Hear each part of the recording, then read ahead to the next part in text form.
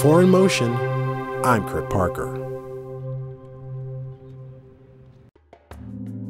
Most readers know legendary writer Ernest Hemingway as a master of powerful prose and a globe-trotting adventurer.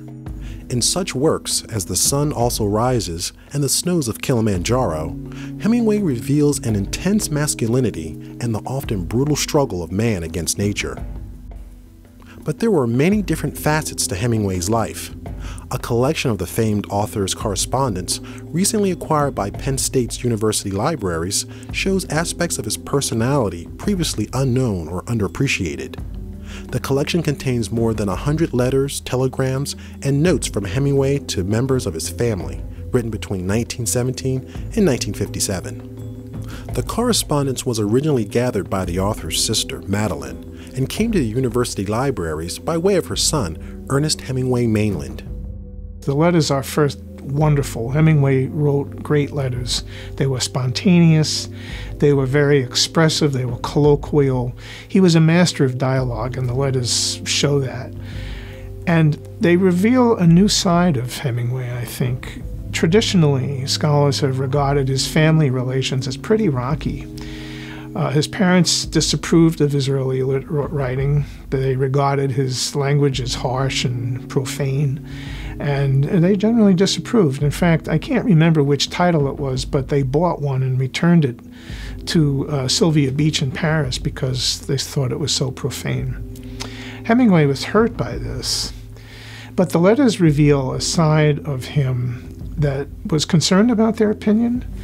He was attentive, devoted.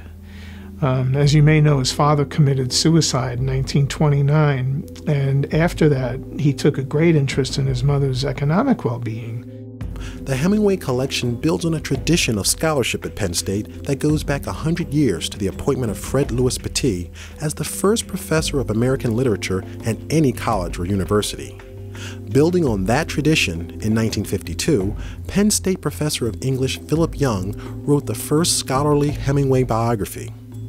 In 1969, Young and Charles Mann, chief of rare books and special collections, collaborated on the very first published inventory of Hemingway's papers. People would ask why Penn State as a home for these letters, and one very good reason, in addition to our continuing our Hemingway interest in scholarship, is that Penn State is now very strongly associated with the Hemingway Letters Project, which was funded in part by the libraries, but is a National Endowment for the Humanities project. This is an ongoing enterprise to collect and publish many of the over 6,000 letters that Hemingway wrote. It's projected to be published in 12 volumes, and the general editor of the series, Sandra Spanier, is professor of English at Penn State. Ernest Hemingway died in 1961, but scholars continue to explore his life and works. The Hemingway correspondence at Penn State offers new insight into the man who's often called the greatest of American writers. For In Motion, I'm Kurt Parker.